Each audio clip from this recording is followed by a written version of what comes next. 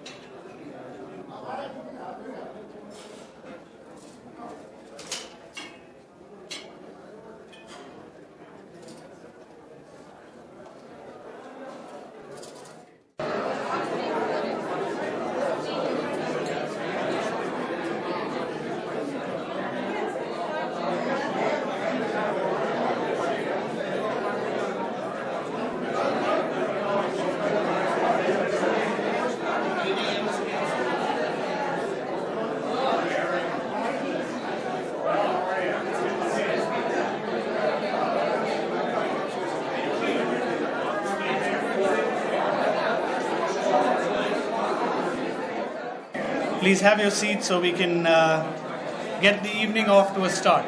Thank you.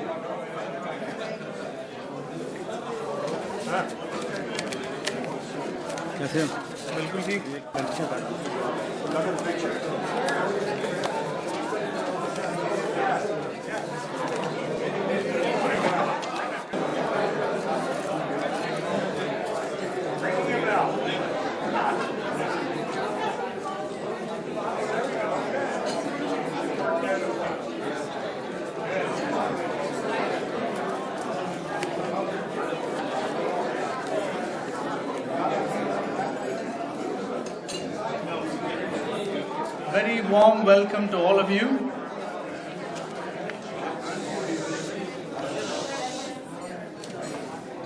My name is Jagdish Bajaj, and I'm the Vice President and Director, Programs and Events for the Indo-Canada Chamber of Commerce. It is my privilege to welcome you all to this dinner reception hosted by the ICCC in honor of His Excellency Nirmal Verma, welcoming him to his appointment as the High Commissioner of India to Canada.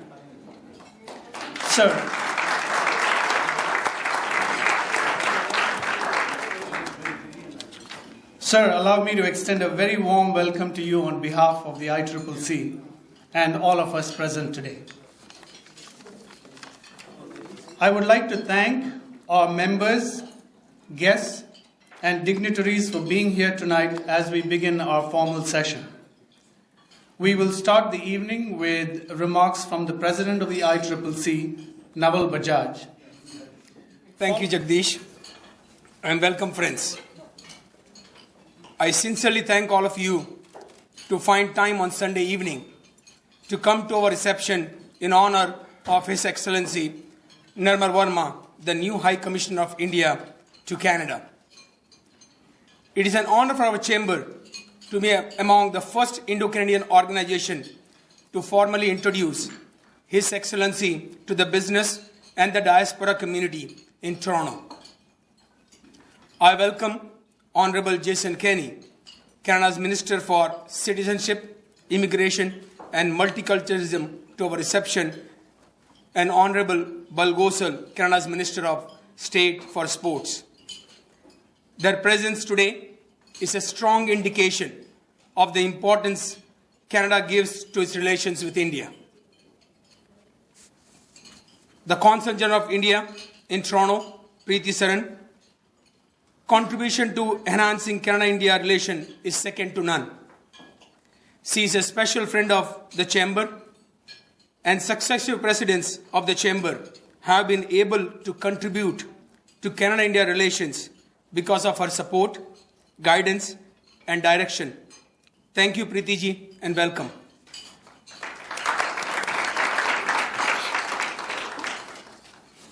I welcome other distinguished guests from the federal and the provincial parliaments and the members of the Indian Diplomatic Corps. A special welcome to Her Worship Susan Fennell, the Mayor of Brampton.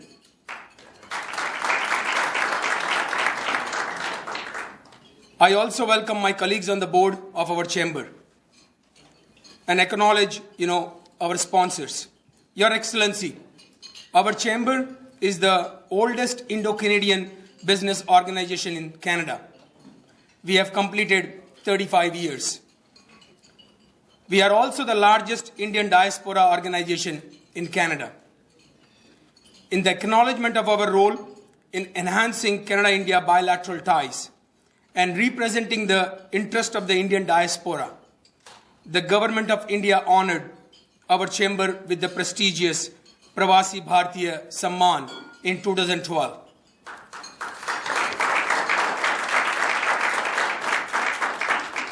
That honor came to us because of the collective efforts put in by our members, directors, and the presidents in the past.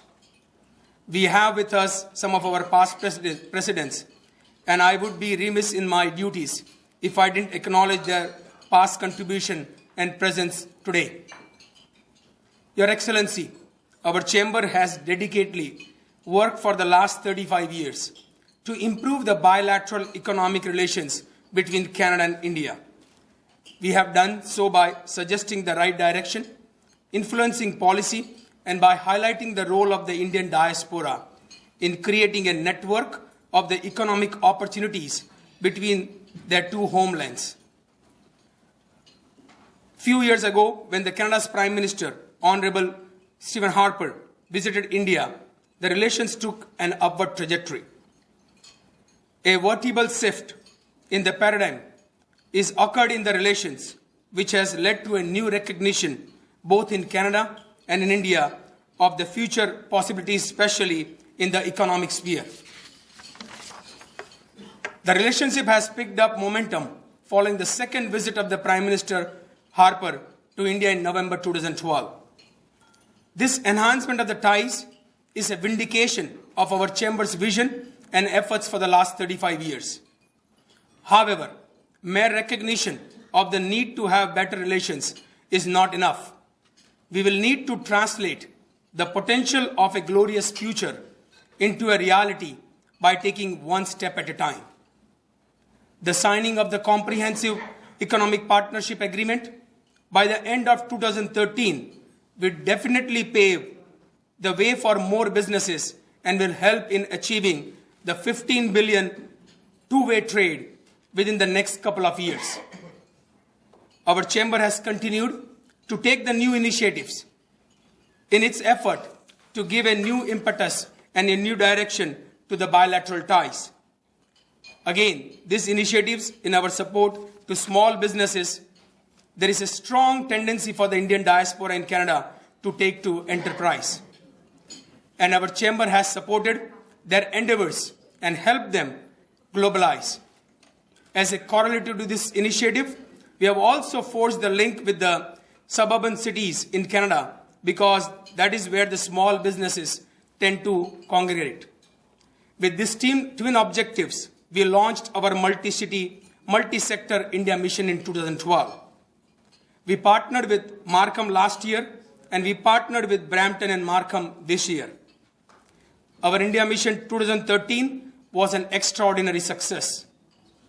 Over 100 small businesses participated in the mission, and the mission created opportunities for them to expand their business and develop competencies to turn into the global entities. The mission successfully connected Canadian small businesses to the Indian economic organizations with the significant representation in the SME sector and highlighted a growing interest in Canada amongst this group. The fulsome support we got from the Government of Canada and the Government of India underlying the correctness of our path. Minister Kenney and Senator Seth were among the decision makers who were supported us at the Pravasi Bharatiya Divas in Kochi and Vibrant Gujarat 2013 Summit in Gandhinagar, along with Member of Parliament Patrick Brown and Devendra Suri. At Vibrant Gujarat, where Canada was the partner country and our chamber was a partner organization, ICCC was the largest international delegation. Bilateral relations between our countries will improve when we constantly define them to meet rising needs. One of the most pressing and the immediate needs of the present time is the need to build brand Canada in India and brand India in Canada.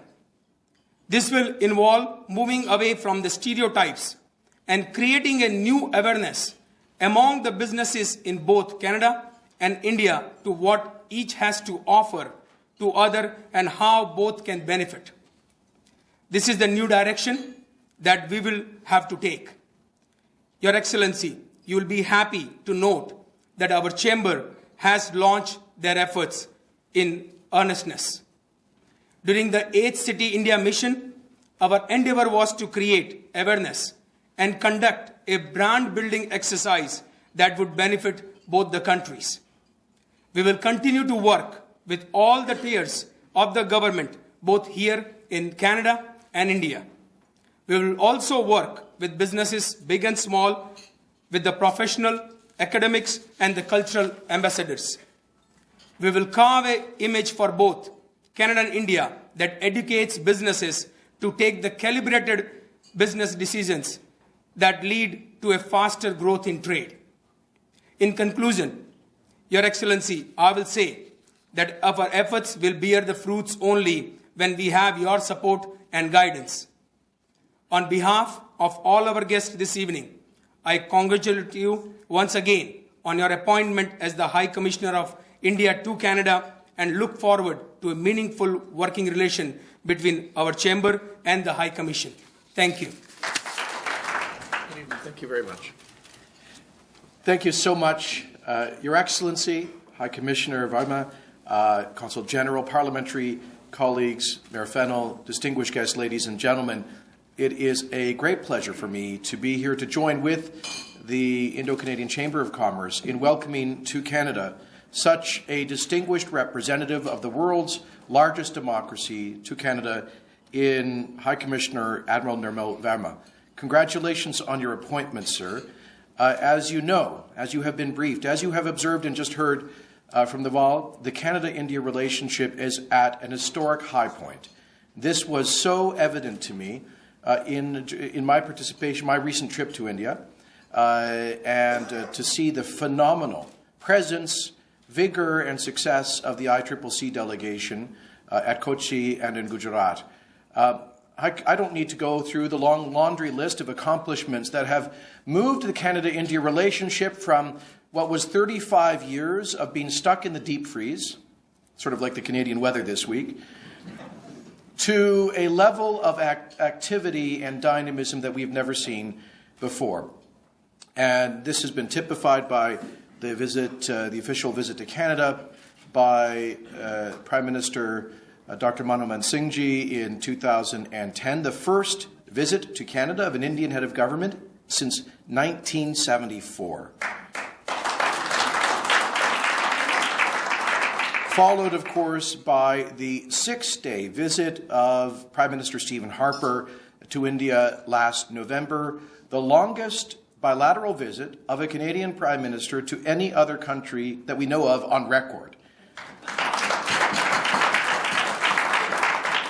And if that is not a strong enough indication to you, High Commissioner, of how focused our government is on this relationship, then we should point to the enormous expansion of Canada's footprint in India, the opening of our consulates and trade offices in Kolkata, in expansion in Mumbai, our opening of new office, consulate in Bangalore, our presence in Ahmedabad, and all across the country, all across India. It can be said that for a long while, Canada's India policy was largely a Northern India policy. Now it is an all-of-India policy. And I've said this, I get in trouble for it, but I'll say it again. For too long, Canada's Asia policy was really a China policy, but now it is a policy that is at least as much, and I would argue more focused on a country with whom we share a commonality of values and interests, another great democracy, an English-speaking, common law, Commonwealth country that shares our values and that shares a human bridge represented by the 1.2 million Canadians of Indian origin. And let me tell you, friends, that I saw, Naval just talked about the ICCC strategy during the recent delegation being a branding strategy. I was, frankly, much beyond my expectations, surprised with the degree to which we have established a very strong and high brand for Canada in India. At Kochi, I think I was the first person of non-Indian origin to have the honor of speaking at the Pravasi Bharatiya Divas celebration. In this case, in Kochi, I was the first Canadian minister on an official visit to Goa, and it was, of course, the home region of tens of thousands of Canadian Goans. And then when I went to Ahmedabad, when I went to Gujarat, I was amazed. As soon as I walked into the airport, there were Canadian flags all over the place. And then as soon as I walked into the enormous convention center, there were Canadians all over the place with the largest international delegation. And then I met, following a meeting of the Canadian delegation with Chief Minister Modi, I met separately with him, and he said to me, the Chief Minister of the most vibrant regional economy in India, said to me, I will never forget that Canada was here first, and Canada is a very strong and special friend of Gujarat. And then at the closing ceremony, when I had the honor of sitting between Chief Minister Modi and Cyrus Mistry, the incoming chairman of Tata Industries, Chief Minister Modi, in his typically low-profile and low-key style, in his closing speech, I think he mentioned Canada some 25 times. Now, our High Commissioner, Stuart Beck, who's been doing a great job, told me that the UK and Aussie High Commissioner and the American Ambassador got on the phone to him immediately saying, "What are you Canadians doing? I'll tell you what we're doing. We're getting ahead of the race for the developing markets in India. We are getting serious about this relationship. We're moving beyond just diplomatic niceties to real concrete deliverables. And this, I would submit to you, Admiral Varma, is, I hope, your challenge during your tenure here. The table has been set. The foundation has been laid. Now we have to cement the progress. Now we have to move to final ratification of the Foreign Investment Protection and Promotion Agreement. We have to move to full implementation of the Nuclear Cooperation Agreement, and we have to get that comprehensive economic partnership agreement done so that these brilliant entrepreneurs and hundreds more like them around this country can turn the open door into wealth for Canada and India. That's our challenge. So, Admiral, finally let me say, on behalf of our government, I think we are honoured that the government of India has sent to Canada, as representative of the world's largest democracy, a man of such distinction as yourself, as the former chief of the naval staff of a marine nation, as a man of your distinction of service. This is a clear indication of the priority in which the government of India has placed on its relationship with Canada, for which we are grateful. We look forward to working with you, and we hope that you survive your first winter in Ottawa. Thank you very much.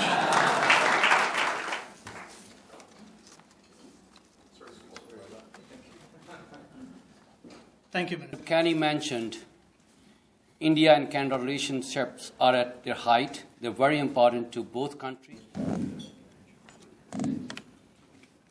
Thank you. Good evening.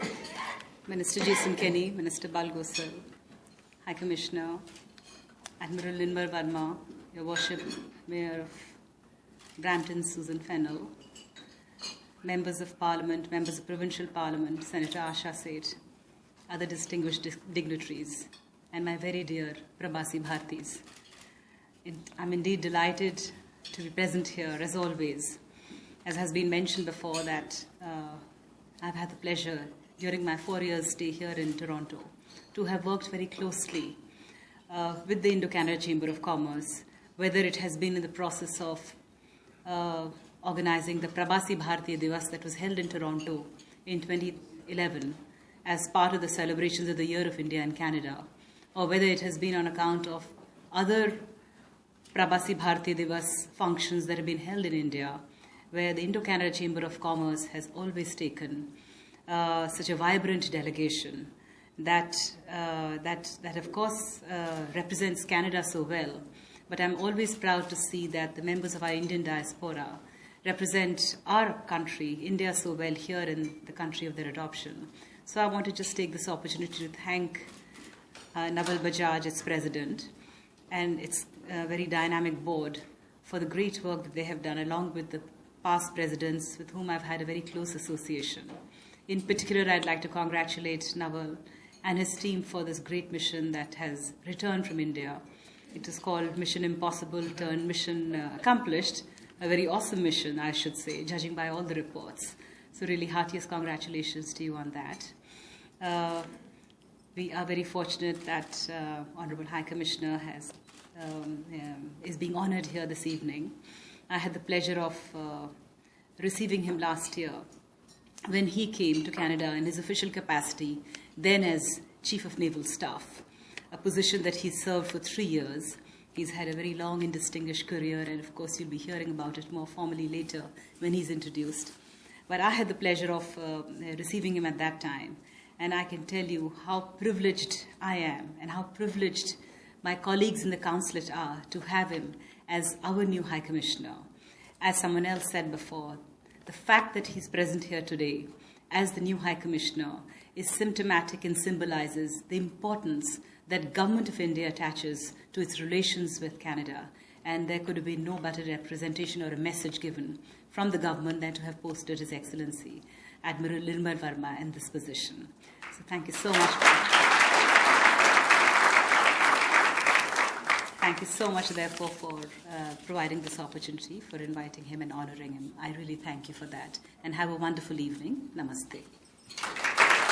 Gentlemen, head table guests, the reason we are here this evening, first and foremost, is to welcome a very distinguished gentleman into our relationship with India.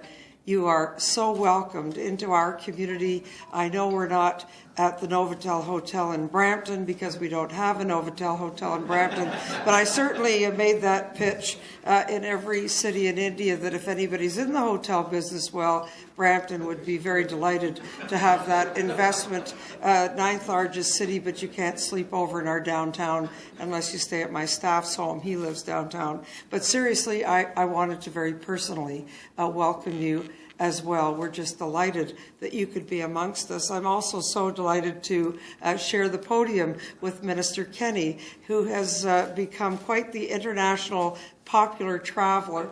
Everyone knows Minister Kenney. It doesn't matter where. In fact, I'm at events that you can't make because you're at 3 others, and people say, is the minister coming? And I'm reading your tweets, and I'm thinking, I don't think so, but he would want to be here if he could be here. I can tell you, Joseph Cardinal Glemp, His Excellency, who passed away last week, there was a special memorial service at the Polish community this morning. They said, I know Minister Kenney's coming. I was like, is he even back in Canada? Well, here you are. I was receiving tweets here. So he's everywhere. But aren't we lucky to have a minister that is everywhere, highly energetic, and always with a smile? That's the face of Canada, right there. We introduce our special guest of honor, His Excellency Nirmal Verma. Just a brief introduction to His Excellency. He began his career with the Indian Navy at the young age of 19. He studied at leading naval institutions around the world, including the Royal Naval Staff College in the UK and the Naval War College in the US. During his exemplary career, he was in charge of the Naval Academy in Goa and commandeered several Navy ships, including INS Ranveer and INS Virat, India's aircraft carrier. Among his decorations are the Param Vishisht Seva Medal and the Ati Vishisht Seva Medal. And like Madam Preeti Saran said, he became Admiral Nirmal Verma, the Chief of the Indian Navy, in August of 2009. And retired in August of 2012. So it gives me great pleasure to introduce him. And sir, before I ask you to come on stage, I know Minister Kenney alluded to the extreme cold winters in Canada, especially Ottawa. But I assure you, and I'm sure you've discovered that despite the coldest of climates in Canada, we have some of the warmest hearts in the world. Please join me in welcoming His Excellency Nirmal Verma.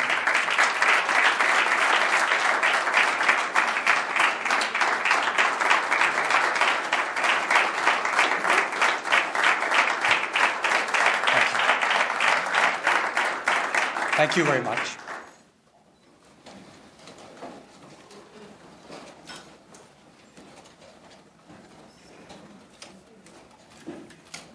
Minister Kenney, Minister Gosal, Mr. Bajaj, President of ICCC, Your Worship, Ms. Susan Fennell, Mayor, ladies and gentlemen. At the outset, I'd like to thank ICCC, its President, Shri Naval Bajaj, and the Board of Directors for organizing this event. You know, I had always grown up hearing that one of the most serious things followed in the Western world is the weekend. And I must say that the very presence of so many people here on a Sunday, steered by the ICCC, just goes to show why ICCC is ticking and why Canada is progressing the way it is. So that's one belief that I had, which I'm going to be changing. I must congratulate the ICCC on the very recent successful trade mission to India, including participation in the Pravasi Bharatiya Divas in Kochi. I hope it was not all work, because Kochi is one of our, or Kerala, the state of Kerala is one of the most sought after destinations for tourists. So I hope you had some time there. But we, like somebody else mentioned, Minister Kenney, we also follow your tweets at the High Commission to get to know what's happening as far as the minister is concerned with his visit to India. And I'm certain this trade mission provided opportunities for networking and exploring possibilities for further collaboration between our two countries, especially in the small and medium enterprise sector. You know, this is one sector where the bulk of our businesses are at this point of time. Yes, for reasons of scale, perhaps it's not the most efficient model, but certainly that's the way it is now, and I hope that was factored. The mission was explained as accomplished, so I'm sure like it happens, if this mission is accomplished, there are many more waiting on the sides for the next one. And in your worship, the mayor, we already have a captain of the ship who's volunteered for the next mission. As the largest and the oldest diaspora body of entrepreneurs and professionals of Indian origin, the membership of ICCC represents a microcosm of the people of Indian origin living abroad. Indeed, that of India. You reflect India's diversity, our long-standing tradition of pluralism, secularism, our enduring commitment to democracy and the rule of law. Our vibrant culture and a strong entrepreneur spirit is also reflected in your organization. We in India are very proud of your achievements and your enormous successes in all walks of life, including in politics, government, business, education, and media. You are a mirror of India's heritage and of our modern-day progress. You understand the business cultures of both countries and bring strong connections from both the sides in ensuring that we both move forward. You are truly global Indians, best poised to exploit the immense potential for doing business with India, especially in the current economic situation. As an integral part of Canada's vibrant society, you act as a bridge of friendship between our two countries. This was recognized by our two Prime Ministers during the recent visit of Prime Minister Harper to India. I was very fortunate to have been associated in this visit throughout, including participating in all the discussions that took place, as well as the rest of the 5 days outside of Delhi, where again, I must tell you, a lot of business did get transacted. Certainly, Mr. Gosal got his cricketing skills together again in Bangalore. This visit has added new depth to our relationship, which has the potential for a very strong economic partnership. You know, today 40% of India's staple food of pulses is imported from Canada. So in fact, every time there's an Indian family having a meal, be it a lunch or dinner, there is a presence of Canada on our tables. Each time, each family of 1.5 billion, as the Honorable Mayor said.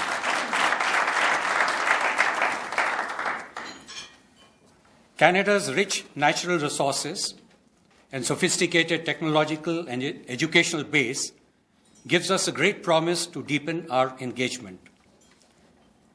Canada can be a true partner in India's infrastructure development and pursuit for food security as well as energy security. Talking of infrastructure development, there is a requirement of investments of $1 trillion over the next 5 years. And the very fact that today our finance minister has been visiting various industrial hubs across the world, or financial hubs, basically to seek investments in the sector, because at least 50% of this is all got to come from private investment. And this is something which you're looking forward to. And I'm sure that if there have been certain impediments in the past in terms of being able to invest amounts, they are being addressed, and you'll find it going much easier. When we talk about food security, this is certainly Canada's strength, and there's much that we can gain from it. And when we talk about food security, it's not just the crops grown on the field, but it's a larger issue of food processing and the cold chain. Today in our country, for various reasons, we have not been able to have that efficiency in utilization of what we grow. There's a fair amount which does not reach the marketplace or the consumers, and it's lost on the way. And once we have this sector looked at, in fact, automatically you can say the food production of India would have gone up by that amount. Similarly, as far as energy is concerned, if you see the growth that is taking place in our country, it is an energy-hungry country. When you look at the pricing of gas, which is a surplus as far as Canada is concerned, and we're also aware that the offtake to US is reducing, there is a great opportunity here. You just have to compare the pricing at which gas is sold to the US and the cost at which we are buying it in Asia and including in my country. And there have been calculations done that even if our companies invest in the infrastructure here so that this gas can be carried all the way to India, it would still be available to us at much lesser prices than what we are getting in the world market. So I see this as another area in which there would be much that is happening. And during Prime Minister Harper's visit, our Prime Minister has in fact appointed the Deputy Chairman of the Planning Commissions specially to handle this task of energy cooperation. There is also enormous potential for cooperation in areas of science and technology, and I'd say including defense technology. It's not that because I'm from a former member of the armed forces and I'm standing here, but I certainly feel when I see the type of the technological base that is available in Canada and how other countries with similar or perhaps maybe a shade lesser are able to utilize this sector to its fullest potential. And it will be my intention to actually work on this during my tenure. Higher education and clean energy are other areas where we would be working together. Similarly, with the institution of the strategic dialogue at the ministerial level, we can expect a much larger content as far as the relationship is concerned.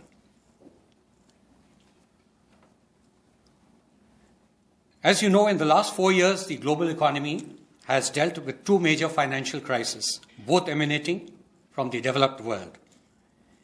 The Indian economy has not been immune to the consequences of these crises.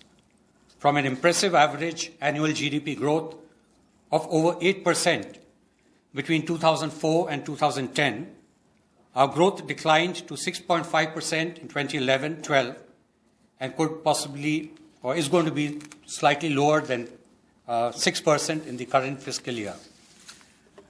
But we are optimistic that in the next financial year, our financial year is from the 1st of April till 31st March the next year, that we are going to be doing much better. One thing I missed mentioning is about the agreements which were mentioned by some of the speakers earlier, the CEPA, the Comprehensive Economic Partnership Agreement. It's not really a Bollywood story, and I don't think there are rough edges, but there are substantive issues, but they are being addressed. And I must say that I've seen many major similar agreements discussed between Delhi and capitals abroad, and I can see the momentum with which this is moving. The number of meetings that have taken place, I mean, yes, there would be areas on a complex agreement like this, and especially in democracies, you have to carry everyone with you, that we are finding common meeting ground with each subsequent phase of the meeting that we are taking. And all of us are very confident that it should happen by end of the year. And in fact, the bilateral investment promotion treaty that was to take, which was, we are hoping to have got signed during Prime Minister Harper's visit, but did not happen, was basically that we have this treaty already, or similar treaties existing with a number of countries, and there have been some legal issues which have come up with some of the countries we have signed this agreement with. They're being addressed, and I see this happening also reasonably fast. So as I mentioned that we look at the coming financial year to be much better for us, and despite our domestic constraints and challenges, we are confident that our strong economic fundamentals, backed by sound policies, will enable us to return to a higher growth path. We have just embarked on a 12 5-year plan, with the ambition to sustain an annual growth rate of 8%.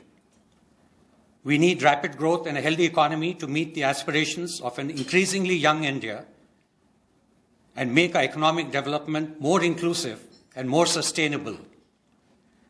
Government of India has therefore taken steps to boost domestic and foreign investment, accelerate project implementation, and reform capital markets and the tax system. You would have seen a spate of reforms that have come in the past few months, and I can assure you you're going to see many more of them in the coming months.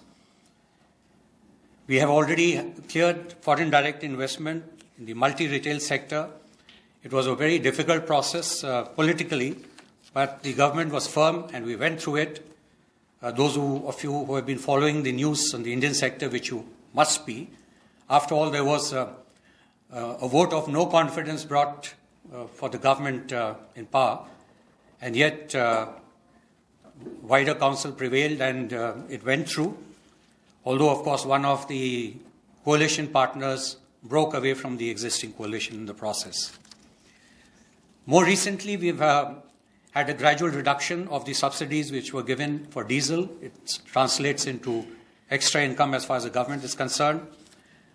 We can expect to see certain legislation brought about in terms of pension funds and the insurance sector, which would also translate into cooperation with Canadian businesses in this sector. Manufacturing is today just 16% of our GDP. This is one sector which has got my government's focus, and the intention is to take it to 25 to 26% by 2025. The intention is that today we are turning out at least 10 to 12 million young people from the education system who have to be given jobs. And if we have to produce 100 million jobs by 2025, we have to grow at a certain rate. So it's a process which has to happen. In order to meet the developmental aspirations of our people, we will require, as I said, enormous resources, reforms in policies and institutions, which is happening, and more will happen, new models of public-private partnership and community participation, and innovation-driven science and technology. While India's huge investable resources and large markets give us confidence, strength, and stability, we see international economic and technological partnerships as an integral part of our growth strategy. This is an important objective of our engagement in our region and across the world.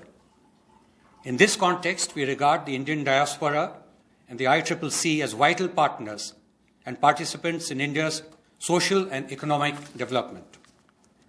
The ICC has played an important role in forging closer relations between India and Canada for more than 3 decades. The Government of India was delighted to partner with ICCC in organizing PBD Canada in Toronto in 2011. There was a major highlight of the celebration of the Year of India in Canada. In recognition of his contributions towards the promotion of India-Canada ties, the Chamber was very deservedly conferred the prestigious Pravasi Bharatiya Samman Award in 2012 by the President of India. We are looking forward to further forging close ties with Canada, and especially with respect to the economic sector, to take it forward at a much greater pace, and it will be my endeavor during this tenure to ensure that we move at that pace. In case there are any roadblocks that seem to be coming, as soon as I get to know of them, I'll make sure that these are conveyed to the appropriate authorities in my government so that they can be addressed right away. And, life in Navy was much simpler, but I'd like to end with a Navy order which perhaps will take the India-Canada relationship on a similar process. So I'm going to say, full speed ahead, both engines, steer north.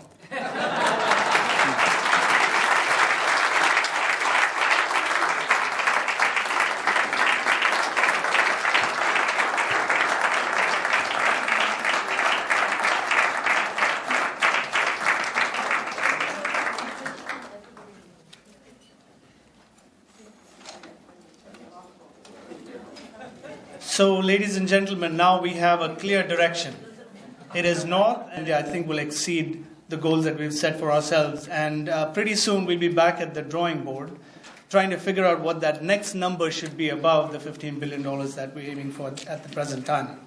There's no doubt